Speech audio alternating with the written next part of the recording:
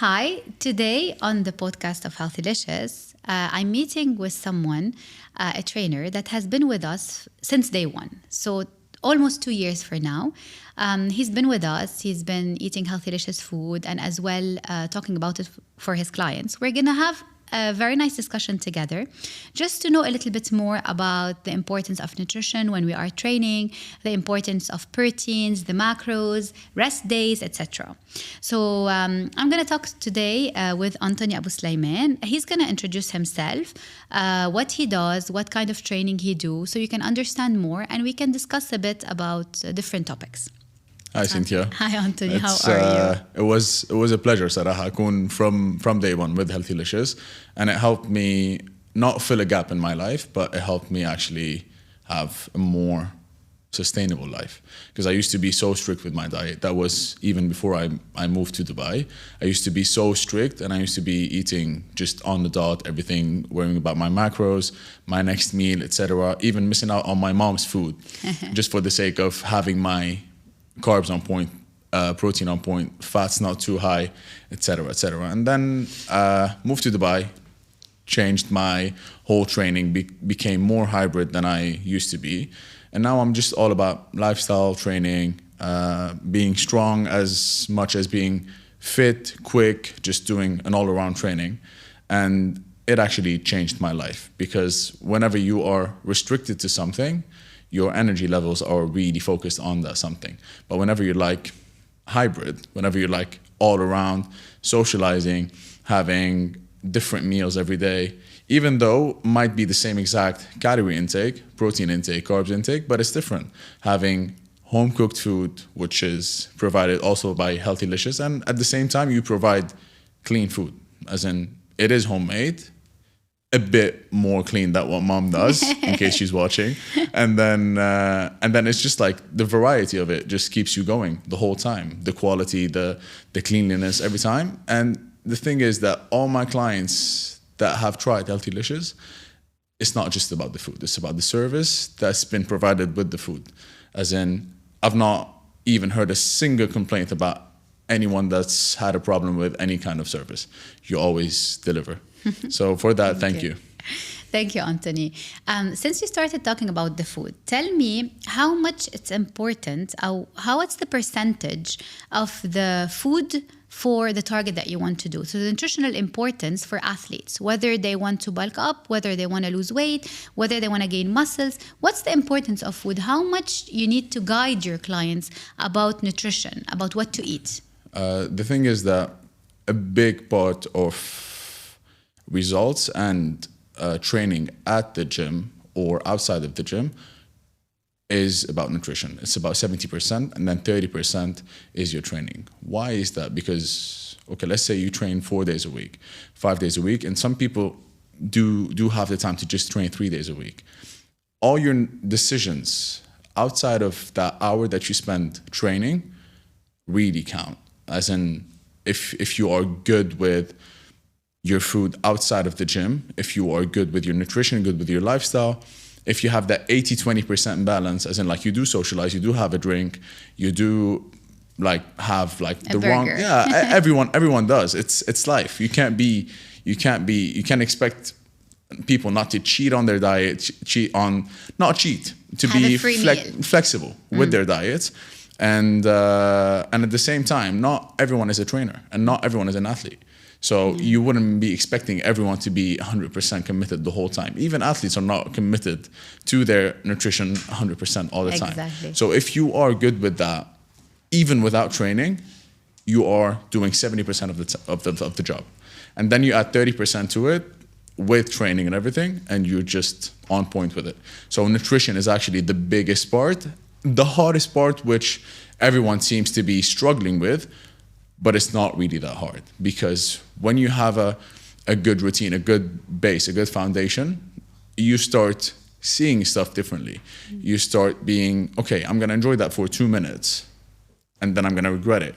Not regret it, it's just going to affect my targets and goals. Yeah. And might as well just have it on the other day because I already had a good weekend, good 2-3 days. I had my friends over, etc. I'll just skip this one, because sometimes it's really emotional eating more than you need it.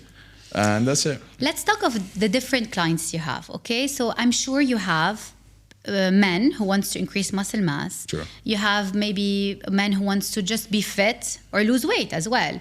I think women, most of your women wants to, like the women who comes to Healthylicious, they want to lose weight. They don't care about their muscles. The most important thing is to lose the weight. And don't come close to the upper body. Just stay down. Don't do my upper body. So tell me a little bit about mainly the main types of clients, so we can talk about like how we can guide them, like what we should tell them, because I'm sure that women. Let's start with women. Okay. So what are the typical women that comes to you, and what's their targets? Just like I changed my type of training whenever I moved in here. I used to prep athletes, and it's different when you have an athlete waiting for you even before you get there, and it's different when you have a client that doesn't want to train and you're waiting for them and you're dragging them to the gym. You're pushing them. So you're actually dragging them to the gym. They don't want to work out, but they know they have to, and then they start getting attached to you, and then the workout, and then the way things are going, and then whenever they see results, this is what you hear everyone saying, whenever you start seeing results, it becomes an addiction. For women, I do understand their worries, as in whenever they start, so let's say a woman that doesn't really train but has a good nutrition, she's fit. You look at her, she's really good in her bikini, in her clothes, in her let's say if she's corporate, in her like suit or whatever like shirt she's wearing or whatever outfit she comes out with, and she's really happy with herself.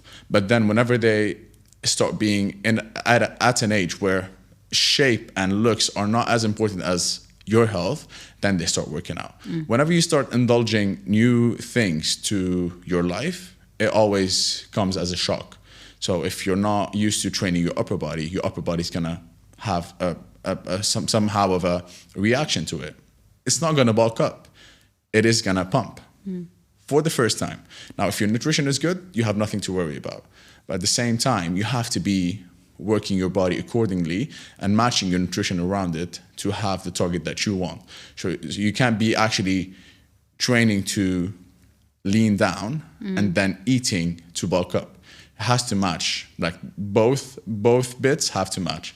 So is it normal? Sorry, I stopped, but I always had this question. Is it normal that when you start exercising, you feel that you're bigger, bigger with your muscles, you're bigger with your body? Because I think maybe the blood flow to your muscles and the muscle increase in weight because it has water inside as well. Everything changes. Even if you're eating the same exact food, let's say it's not really up to your macros or up to your intake that you should be having, you don't feel as bulky as when you start training. And people tend to wonder why, because your body's reacting to whatever food you are like having in. And at the same time, if you really just have an active lifestyle, just like everyone in Europe, get to walk a lot. Whenever you travel, let's talk about us here in Dubai. We don't really get to walk and be active as much as whenever we travel.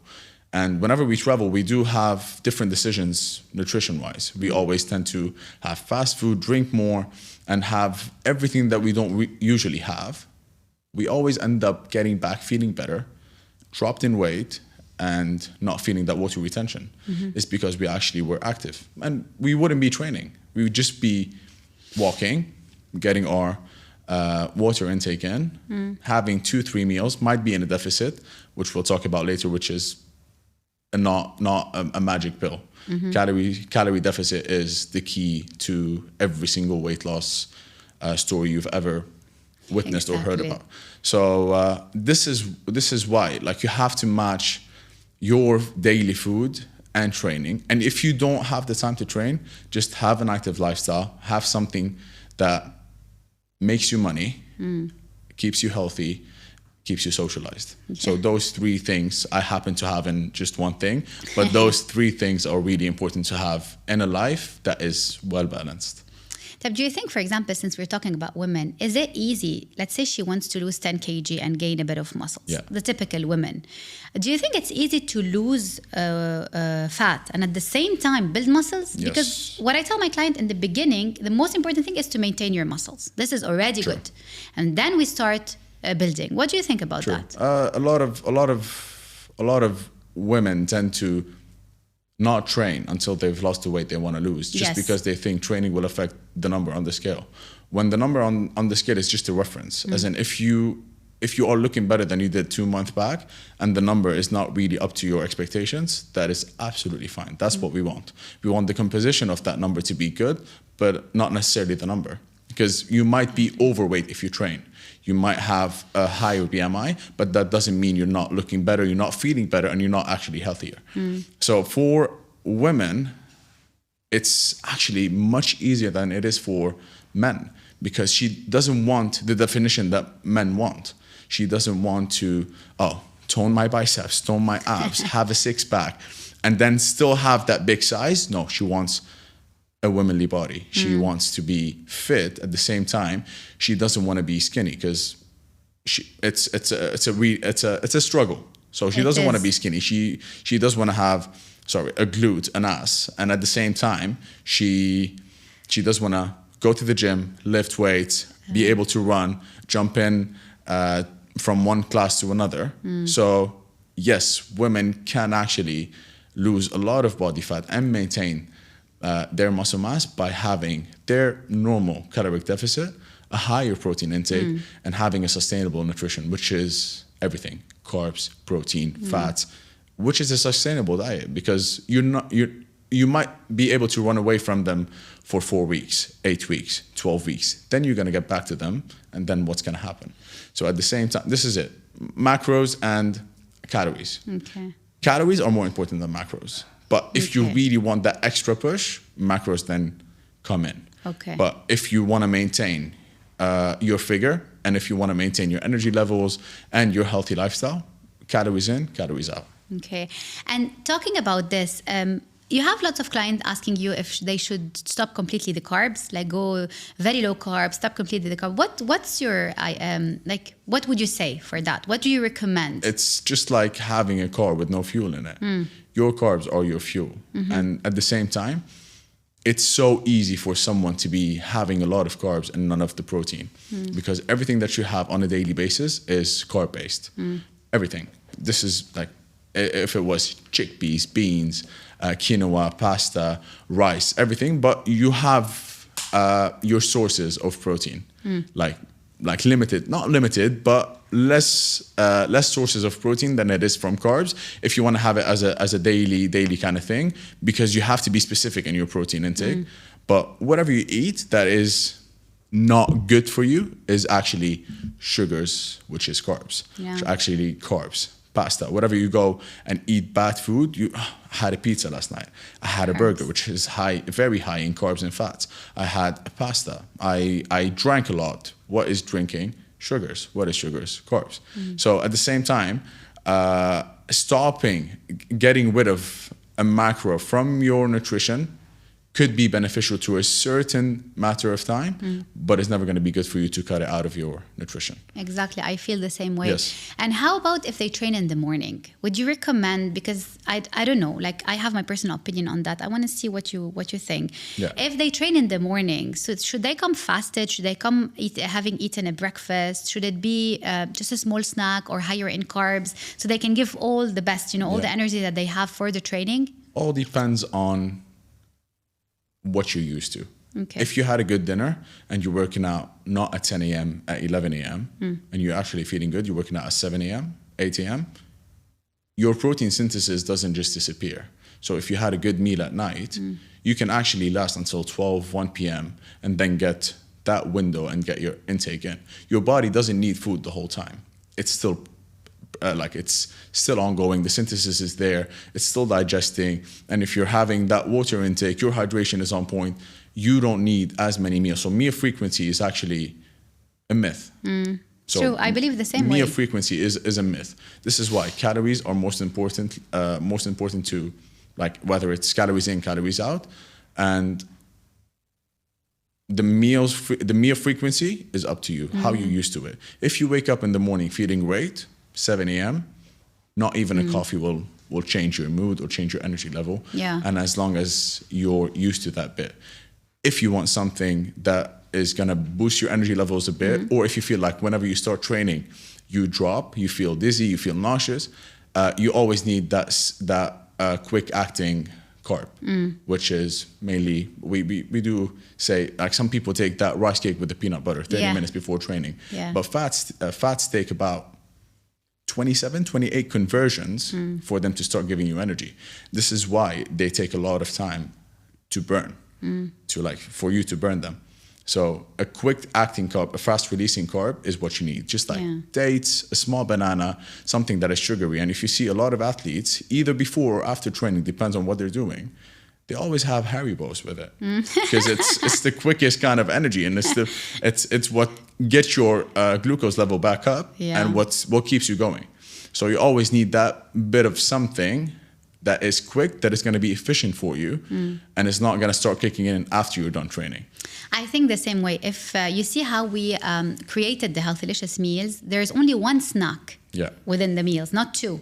And everybody asks me why. And I always say, because you don't need lots of snack per day. One is enough, because every 4 hours, so you don't have a drop of energy, you can eat something small, something complete, and then that's it. You don't need additional snacks. True.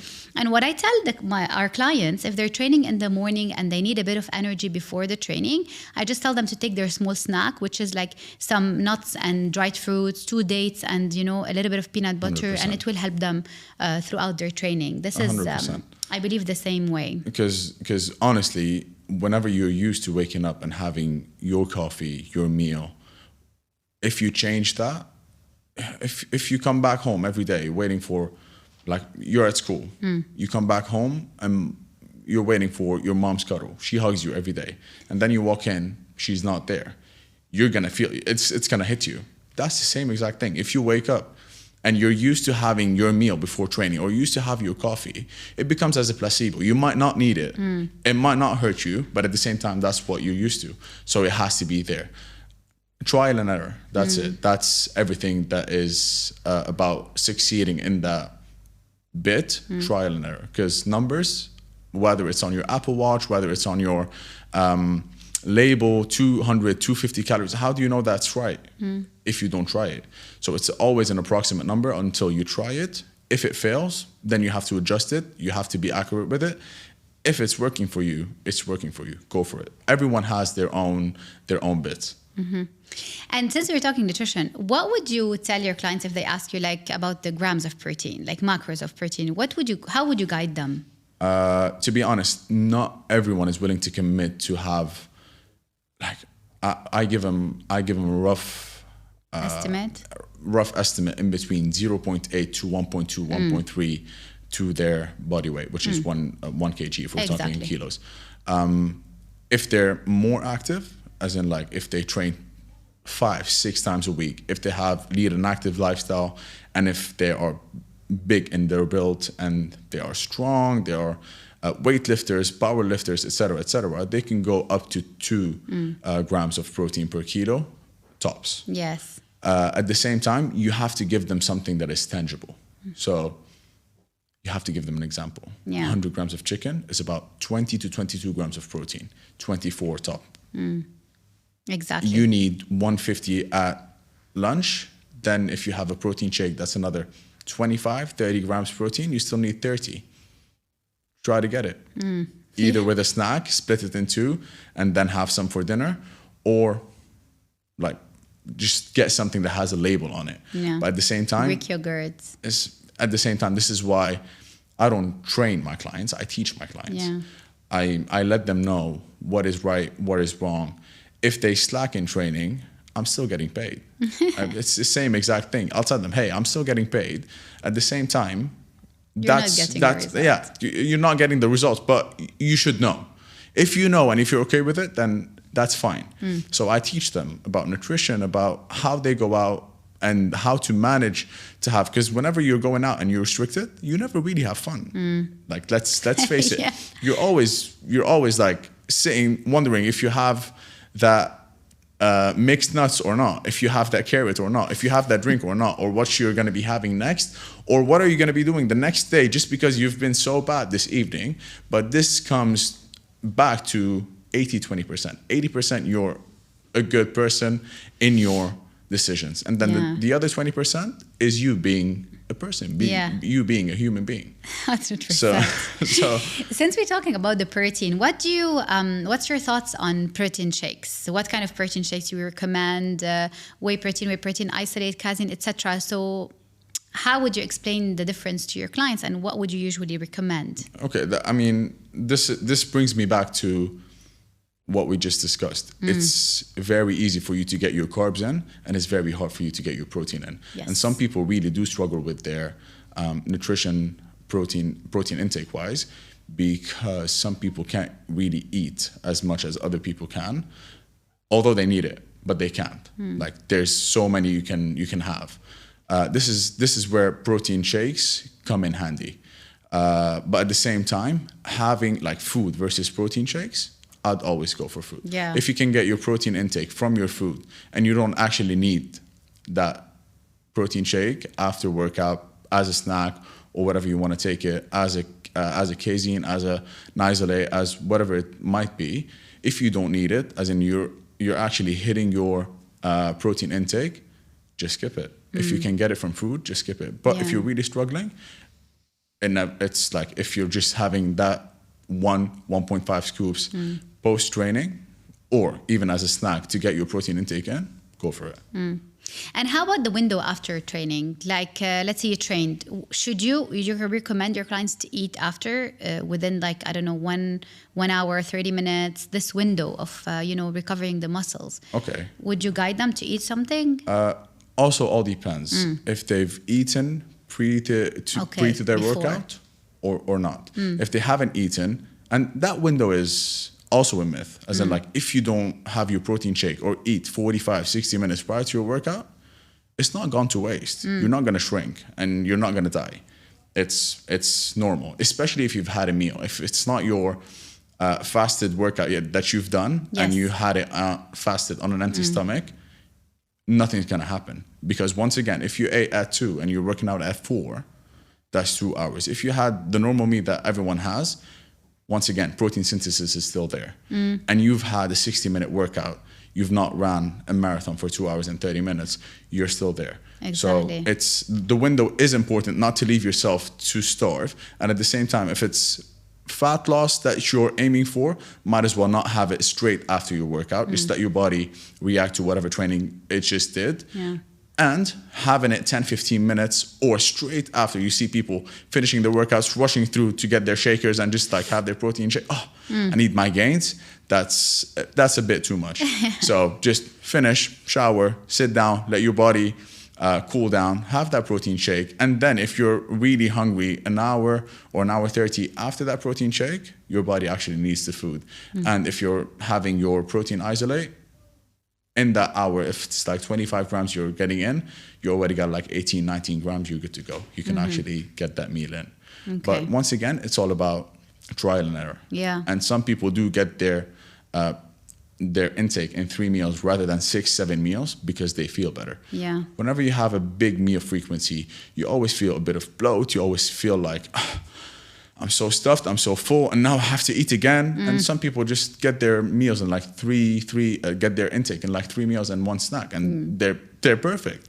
And you see them feeling good, eating good, sleeping better, and just like functioning. What do you recommend as a start to see results? Like how many times to train per week? Everywhere in between 2 and 3 times is considered as a maintenance. Okay. But once again, if you're not training and you lead a good, healthy lifestyle, you're looking good. Now, health kicks in. You need to train. You need to move. You need to have a bit of muscle mass to help you whenever your body starts to fail. 2 to 3 times a week is considered as a maintenance phase. Some people's body do react really good for 2-3 days a week. That's all they need.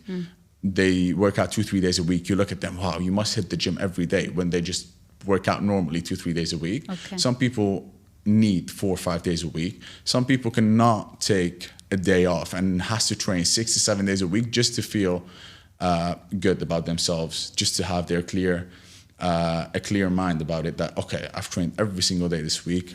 I'm feeling amazing. If I skip a day, I'm not feeling that great today, and which we'll talk about rest days and how important they are in a bit. But at the same time, 2-3 days a week is considered as a maintenance, but training 2-3 days a week versus not training at all, go for 2-3 days a week. Of course. And then if you want that bit of extra push, if you want a higher volume throughout your week, a higher frequency for hitting either your cardio sessions or your muscle groups again, go for that 4 days a week. And then if you are a bit more serious about your trainings, let's say 5 days a week is top. How about you? How many times a week you train? I mean, do as I say and not as I do. That's I usually get 5 to 6 days a week. Okay. And but you train in the gym 5 to 6 times a week? Yeah. Okay. Not necessarily the gym. All depends on my program, whether I'm competing or not, whether and it's always different. As in, like, some days I'm lifting heavy, some days I'm getting my heart rate up, some days I'm just getting like a paddle session in. All depends on the week. And if you are really, like, if you've been doing it for a really long time and your body's already used to being put under a lot of tension and pressure, if you train 3 days, take a day off, then train 3 days again, take a day off, that actually works. Okay. But you're gonna reach a point where you have to take 2-3 days to just deload, let your body be. A week sometimes you need to travel and just walk and not touch a dumbbell, not touch a barbell, not do anything that is related to weightlifting, just to let your body accept the fact that it doesn't have to be lifting heavy or has to be destroyed for it to be good. Exactly. You have to breathe. And as a clear mindset for you, it's really good for you to step away from whatever you do on a daily basis, whether it's work, it's training, whether it's if you watch the news every day, if you hear loud music every day, you just have to step out and be you. Yes. If you're on your phone the whole day, also step out and be you. So just like everything else in this world, training and nutrition is the same exact thing. It's a way of life. It's not that some people are more extreme about it because it's what they do. But if you come to think about it, it's just a way of life. It's just like committing to a partner. It's just like committing to your work, to your job. It's a commitment. Same exact thing. If you commit to it, 10%, it's only going to give you 10% back. It's not going to give you 90%. There's no magic pills. Yeah. Some people are built better, but doesn't mean that lasts forever at the same time. So if you give it 10%, it's going to give you 10%. If you give it 50, it's going to give you 50. And then if you commit to it, whether you're training at the gym or outside the gym, then you're going to start seeing results. Yeah. Then it's going to start hitting and saying, oh, okay, now I'm loving it. Now there's no stopping you. Now I'm not dragging you to train again. Yeah. Now you're just coming to me saying, hey, how can I make things better? What's the next step? I'm really excited about this. So yes. 100%. I believe that what we lack mainly is the normal body movement. Some people, they just go to the gym. Like, I have lots of clients, they go to the gym 3 times a week, this 1 hour, and that's it.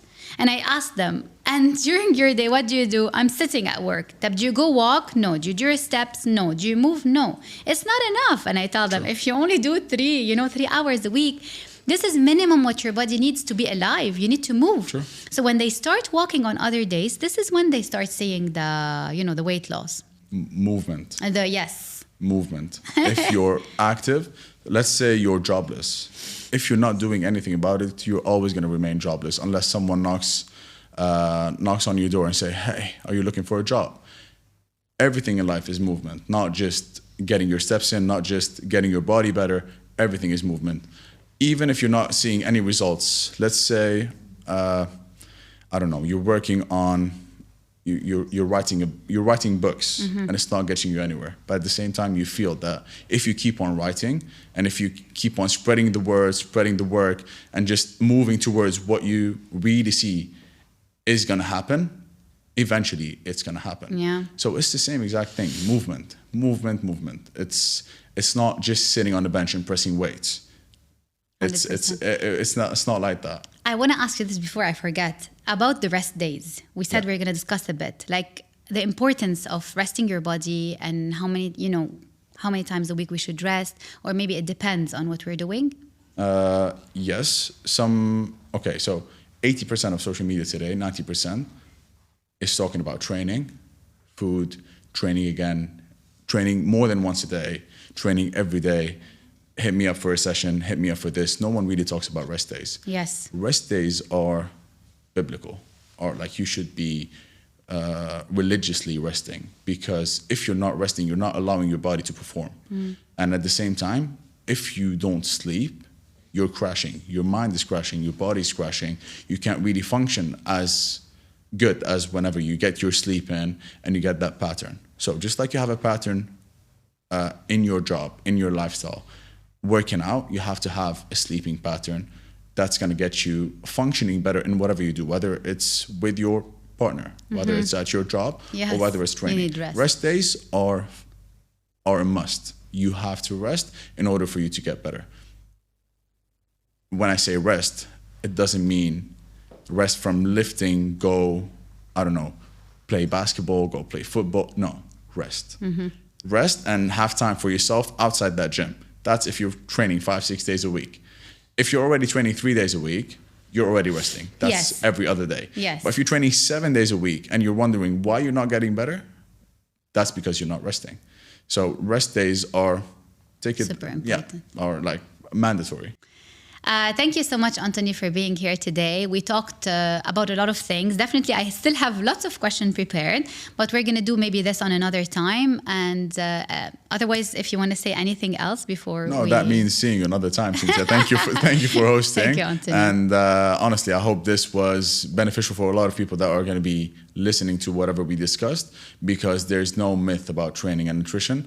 It's more about commitment and just making it simple. Just living life in a good way, and then you're on the good track. Exactly. Thank you so much, Anthony, Thank you, Cynthia. and hope to have you back with us. Hopefully soon.